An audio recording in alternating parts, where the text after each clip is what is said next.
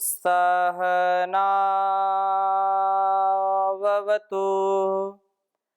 सहनौ भुनक्तु सह वीर्यं करवावहै तेजस्विनावधीतमस्तु मा विद्विषावहै। ओम शांति शांति शांति। वेदो अखिलो धर्म मूलम। वेद सब सत्य विद्याओं का पुस्तक है। वेद का पढ़ना, पढ़ाना, सुनना, सुनाना तथा आचरण में लाना हम सबका परम कर्तव्य है। हम यदि अपने जीवन का और इस जगत का कल्याण चाहते हैं, इस शरीर और इस संसार को पा करके अपने उत्तम कर्मों के द्वारा इस संसार को सुख पहुंचाना चाहते हैं, अपने जीवन को आनंद से भरना चाहते हैं, तो एक ही उपाय है कि हम वेद के आज्ञा के अनुसार, वेद के निर्देशन को पाल करके अपने जीवन में उतार करके इसकी जो शिक्षा है, इस शिक्षा को आत्मसात करके वैसा जीवन जीने का प्रयास करें जिससे हमारे सुंदर जीवन का निर्माण हो, इस सुंदर संसार का निर्माण हो, स्वस्थ जीवन हो, स्वस्थ समाज हो और स्वस्थ राष्ट्र हो। इसके लिए अति उत्तमता के साथ, अति सहजता के साथ हमको प्रभु कृपा का, उसकी प्रसाद का, उसके द्वारा दिए गए जीवन का और इस जगत का सदा सर्वदा कृतज्ञता पूर्वक निर्वहन करना चाहिए। ऋग्वेद के प्रथम मंडल के 142वें सूक्त का स्वाध्याय हम कर रहे हैं और पिछली कक्षा में 142वें सूक्त के प्रथम मंत्र को हमने पढ़ा था। उसकी चर्चा की थी कि प्रभु की भक्ति के द्वारा हमको उत्तम उत्तम गुण प्राप्त होते हैं, स्वभाव संस्कार हमारे अच्छे होते हैं और इसके साथ साथ ही सुंदर संतानों का, सुयोग्य संतानों का, सुयोग्य शिष्यों का भी मिलना संभव होता है, अर्थात उनकी प्राप्ति होती है। कौन व्यक्ति नहीं चाहता है कि उसके अंदर दिव्य गुणों का आधान हो? कौन ऐसा व्यक्ति है जिसको यह नहीं चाहना कि मेरी उत्तम संतान हो? अपने अंदर उत्तम गुणों का आधान तथा उत्तम संतान की प्राप्ति की कामना सबको होती है, लेकिन बिरले लोग ही इसको पा पाते हैं जिनके जीवन में स्वयं का सम्मान है, जिनके जीवन में स्वयं के अस्तित्व के प्रति प्रेम है, स्वयं के अस्तित्व का और इस समष्टि का जिनको ज्ञान है, वो इस पथ पर आगे बढ़ते हैं। बहुत ही सुंदर वेद मंत्र दूसरा है, इसमें ये बात कही है कि स्वस्थ दीप्त मधुर जीवन कैसे हो, उसके लिए बहुत सुंदर बात कही है कि प्रभु कृपा से हमारा जीवन सुंदर बन सकता है और कोई दूसरा उपाय नहीं है। वेद मंत्र बहुत सरल है और सुंदर है, मैं इसको लिख देता हूं फिर चर्चा करता हूं। घृतवंतम उपमासी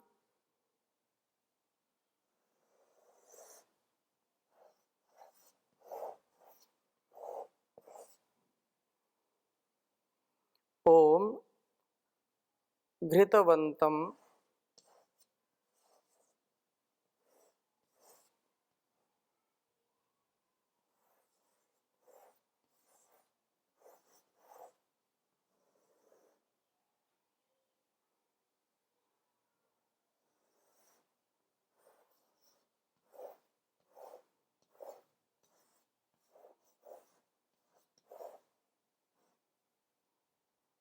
मधुमंतम तनून पात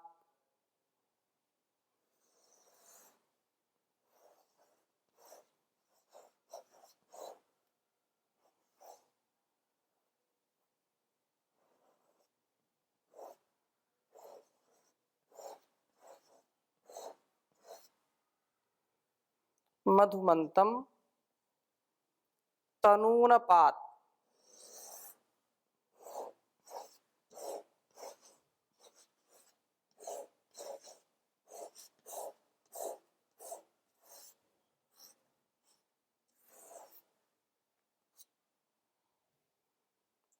यज्ञं विप्रस्य मावतः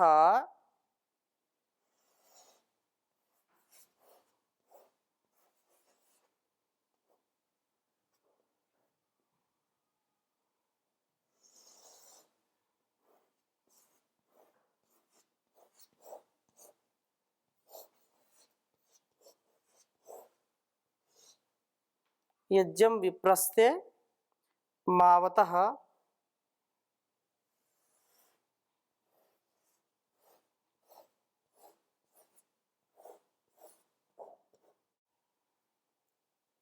शस्मानस्य दाशुषः।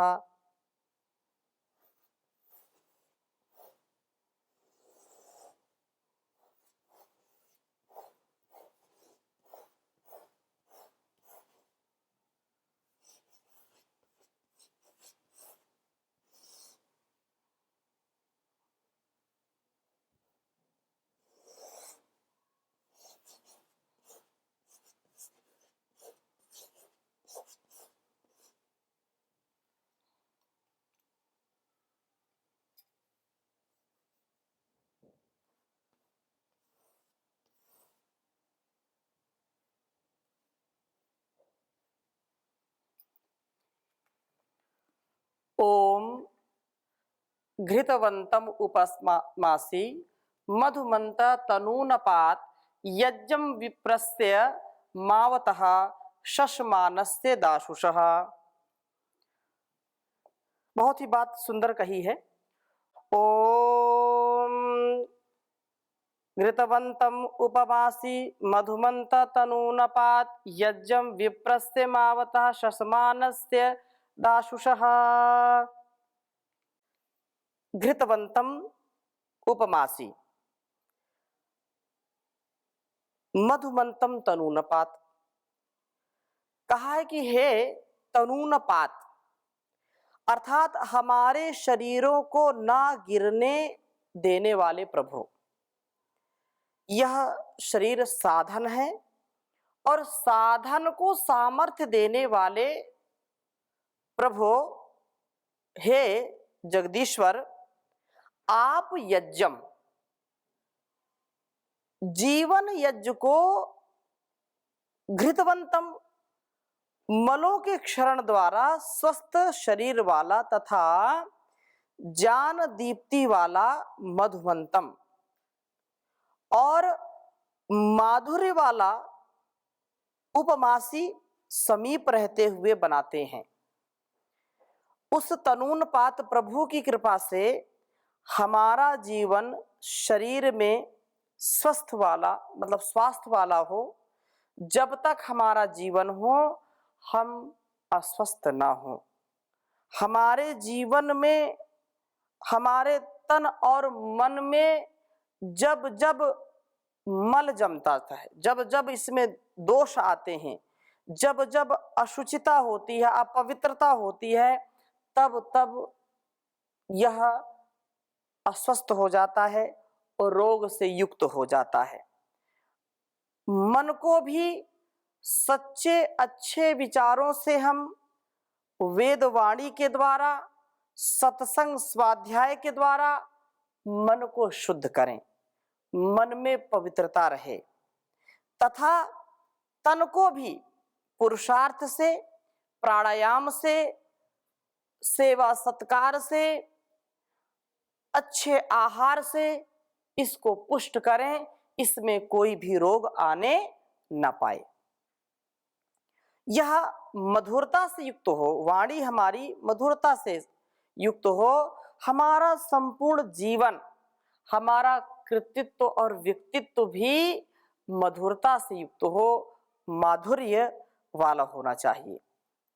आप समीप रहते हुए निर्माण करने वाले हैं। हे प्रभु, आप बनाते हैं उस तनूनपात। प्रभु की कृपा से हमारा जीवन शरीर में हर प्रकार से स्वस्थ वाला हो और मस्तिष्क में जान दीप्ति वाला हो, प्रकाश से युक्त होना चाहिए तथा हृदय में माधुर्य वाला होता है, माधुर्य का विकास हो। प्रभु ऐसा जीवन यज्ञ किसका बनाते हैं? उसका जो विप्रस्थ, ये इतना सुंदर जीवन किसका होता है? तो कहते हैं विप्रस्थ, अपना विशेष रूप से पूर्ण करने वाला है जो। और कहा मावतः, जो माँ प्रमा ज्ञान लक्ष्मी वाला है, और शसमानस्य शंसमानस्य, जो प्रभु का शंसन करता है, अथवा जो प्लुत गति वाला है, आलस्य शून्य है, जो आलस्य प्रमाद में नहीं रहता, क्योंकि आलस्य ही मनुष्याणाम शरीरस्थो महारिपु कहा है, और आलस्य ही प्रमादो मृत्यु कहा है, प्रमाद ही मृत्यु है। और जो अप्रमाद है, अप्रमदः अमृतम पदम, जो प्रमाद रहित है वो अमृतत्व को प्राप्त करता है। इसलिए कहा शंसमानस्य, जो प्रभु का शंसन करता है, उसका गुणगान करता है, उसकी भक्ति करता है, उसकी आज्ञा का पालन करता है, वह आलस्य शून्य होकर के सदा सर्वदा क्रियाशील रह करके दासुषः, दासवान है, देने वाला अथवा प्रभु के प्रति अर्पण करने वाला है। इस प्रकार से विप्र मावान शशमान व दासवान बनने पर हमारा जीवन यज्ञ स्वस्थ दीप्त व माधुर्य से परिपूर्ण हो जाता है, माधुर्य युक्त होता है। प्रभु की भक्ति से ही यह संभव है, प्रभु की कृपा से ही यह संभव है कि हम सुंदर जीवन को प्राप्त करते हैं और स्वस्थ दीप्त और माधुर्यता से युक्त हमारा जीवन हो। क्योंकि मधुरता नहीं है तो फिर कभी भी उन्नति भी नहीं हो सकती है। परस्परता के लिए, एक दूसरे का सहयोग करने के लिए हमको इसकी नितांत आवश्यकता होती है। इसलिए बहुत ही सुंदर अगला वेद मंत्र है, और कहा है कि शुचि अर्थात पवित्रता का व माधुर्यता का हम सदा अपने जीवन में आधान करने वाले बने। तो यह वेद मंत्र भी बहुत सुंदर है, मैं इसको लिख देता हूं, फिर चर्चा करता हूं। ओम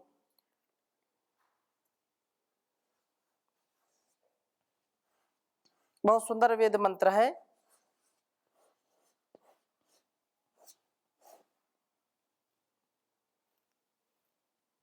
शुचि ही पावको अद्भुतो,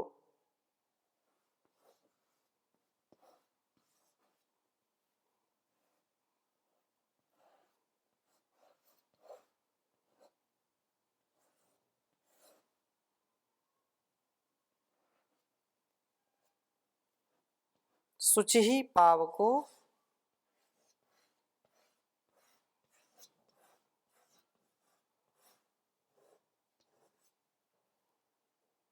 अद्भुतो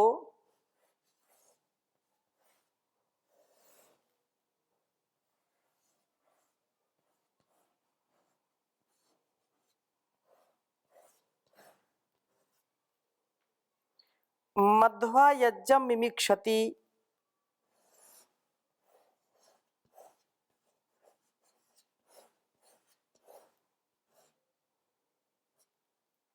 यज्ञम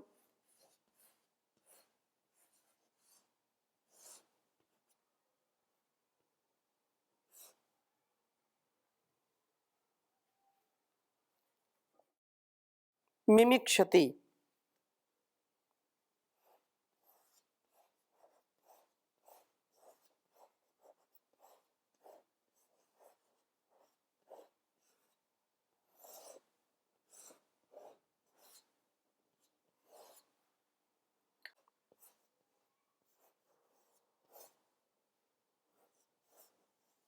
नरा संस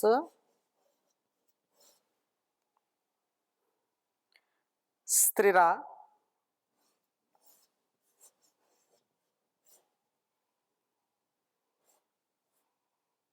स्त्रीरा दिवो देवो देवेषु यज्ञः,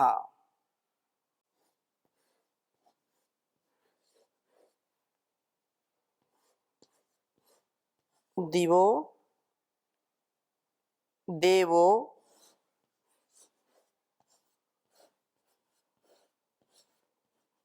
देवेषु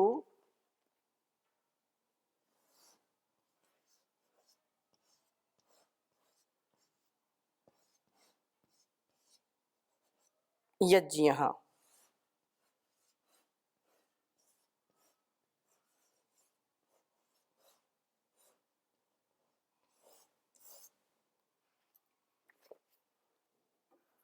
ओम शुचिः पावको अद्भुतो मध्वा यज्ञं मिमिक्षति नरा संसृस्रा दिवो देवो देवेषु यज्ञः।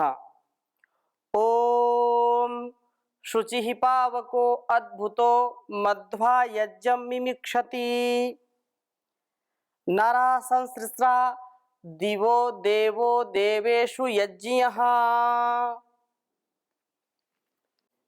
भावार्थ इस प्रकार से है कि पवित्रता व मधुरता, माधुर्य, प्रभु शुचि पूर्ण पवित्र हैं, पावक हमें पवित्र करने वाले हैं, अद्भुत हैं वे, अद्भुत है प्रभु, और प्रभु के समान इस संसार में कोई दूसरा नहीं है, ना और कोई था, ना कोई है और ना कोई होगा।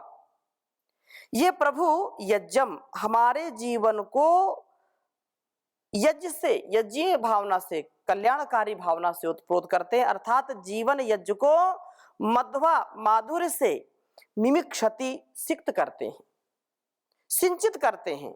वे प्रभु हमारे जीवन को राग द्वेष से पृथक करके पवित्र बना देते हैं और इस प्रकार से हमारा जीवन माधुर्य से परिपूर्ण हो जाता है। नराशंसः सब मनुष्यों से शंसनीय दिवह, इस संसार रूप क्रीड़ा को करने वाले, देवः प्रकाशमय, देवेषु यज्ञ देवों में उपासना के योग्य अथवा सब देवों में संगतिकरण करने वाला वह प्रभु त्रिह, तीन बार आ समन्तात मिमिक्षति हमारे जीवनों को माधुर्य से सिक्त करता है। तीन बार का अभिप्राय यह है कि जीवन यज्ञ के प्रातः, माध्याह्न दिन और सायंतन समन वे प्रभु हमारे लिए माधुर्य का सेचन करने वाले हैं। जीवन का प्रातः सवन बाल्यकाल है और माध्याह्न दिन सवन यौवन काल है और सायंतन सवन वार्धक्य है अर्थात वृद्धापन है। इन तीनों सवनों में माधुर्य का सेचन हो करके हमारा सारा जीवन मधुरता से परिपूर्ण हो जाता है। हमारा कृतित्व और व्यक्तित्व हर प्रकार से सुदृढ़ हो जाता है। जब हम ज्ञान का पान करते हैं तो पवित्र अपने आप हमारा अस्तित्व हो जाता है। इस दृष्टि से एक भी पल हम अपवित्रता में न रहें, क्योंकि जहां पर अपवित्रता है, जहां पर अशुचिता है, वहीं पर दुख है, वहीं पर रोग है, वहीं पर दोष है। जहां पर पवित्रता ही पवित्रता है वहां पर कोई दोष नहीं है, कोई रोग नहीं है, किसी प्रकार का वहां पर कोई क्लेश और कष्ट नहीं है। यदि वास्तव में हम अपने जीवन को ऐसा बनाना चाहते हैं, सदाचार से, सद्व्यवहार से, सद्विवेक से जीवन को सुदृढ़ बना करके इस जगत को सुंदर बनाना चाहते हैं, तो इस वेद मंत्र को हमको आत्मसात करना चाहिए। पावकः जो स्वयं पवित्र है वही दूसरों को पवित्र कर सकता है। जो स्वयं अपवित्र है दूसरों को कैसे पवित्र कर सकता है? इसलिए कहा है यही है प्रार्थना भगवन, मेरा जीवन निराला हो, परोपकारी सदाचारी वलंबी उम्र वाला हो। यही है प्रार्थना भगवन, मेरा जीवन निराला हो। सरलता, शीलता, एकता हो भूषण मेरे जीवन के सरलता, शीलता, एकता हो भूषण मेरे जीवन के। सच्चाई, सादगी, श्रद्धा के मन सांचे में ढाला हो, यही है प्रार्थना भगवन मेरा जीवन निराला हो। मेरा वेदोक्त हो जीवन, कहाँ धर्म अनुरागी। मेरा वेदोक्त हो जीवन, कहाँ धर्म अनुरागी। रहूं जाम वेदों की, न हुक्म वेद टाला हो, यही है प्रार्थना भगवन मेरा जीवन निराला हो। तेरी भक्ति में है भगवन, लगा दूं अपना मैं तन मन। तेरी भक्ति में है भगवन, लगा दूं अपना मैं तन मन। दिखावे के लिए हाथों में कंठी हो न माला हो, यही है प्रार्थना भगवन मेरा जीवन निराला हो। तजू छल झूठ चालाकी, बनूं सत संग अनुरागी। तजू छल झूठ चालाकी, बनूं सत संग अनुरागी। तेरे विज्ञान दीपक का मेरे मन में उजाला हो, तेरे विज्ञान दीपक का मेरे मन में उजाला हो, यही है प्रार्थना भगवन मेरा जीवन निराला हो। पिला दे मोक्ष की घुट्टी, जन्म मरण जीवन से हो छुट्टी। पिला दे मोक्ष की घुट्टी, मरण जीवन से हो छुट्टी। विनय अंतिम यह साधक की, अगर मंजूर आला हो, यही है प्रार्थना भगवन मेरा जीवन निराला हो, मेरा जीवन निराला हो। तो हम उस प्रभु की भक्ति के साथ अपने जीवन निर्माण की यदि हम फिक्र करते हैं, यदि थोड़ा सा भी इसके लिए समय निकालते हैं, तो निसंदेह हमारा जीवन सुख समृद्धि से, यश और कीर्ति से युक्त हो जाता है। दुर्गुण, दुर्व्यवहार, दुर्व्यसन और हर प्रकार के अंधकार, अभाव, अधर्म, अन्याय, अज्ञान, अविद्या, अभाव से जो ग्रस्त जीवन है वह इसके प्रभाव में कभी नहीं आता है, बल्कि अध्यात्ममय स्वभाव बन जाता है। सुख का अनुभव हमको हर पल होता है, शांति का हर पल अनुभव होता है, और धीरे धीरे इस यात्रा में आगे बढ़ते जाते हैं तो आनंद की प्राप्ति हमको होती है। बिना पवित्रता के, बिना दिव्य गुणों के, बिना माधुर्य सहित जीवन को जीने से कभी भी हम अपने इस तन को, मन को व्यवस्थित नहीं कर सकते हैं। एक ही उपाय है कि वेदवाणी का हम स्वाध्याय करें और इस स्वाध्याय सत्संग से अपने जीवन का उद्धार करें, इस जग का उद्धार करें। नित स्वाध्याय सत्संग करते रहो, एक दिन सद ज्ञान प्राप्त हो जाएगा। शांति होगी परम भ्रांति मिट जाएगी पाप तापों का अवसान, हो जाएगा पाप तापों का अवसान, हो जाएगा। तो हम निरंतरता के साथ, श्रद्धा और भक्ति के साथ, कृतज्ञता के साथ कल्याणी वेदवाणी का श्रवण करें, मनन करें, चिंतन करें और अपने स्वभाव में उतारें, तो जीवन हमारा सुखमय होगा, दिव्यता से परिपूर्ण होगा। इन्हीं शुभकामनाओं के साथ आज की कक्षा को यहीं पर विराम देते हैं। शेष चर्चा अगली कक्षा में करेंगे। ओम शांति शांति शांति।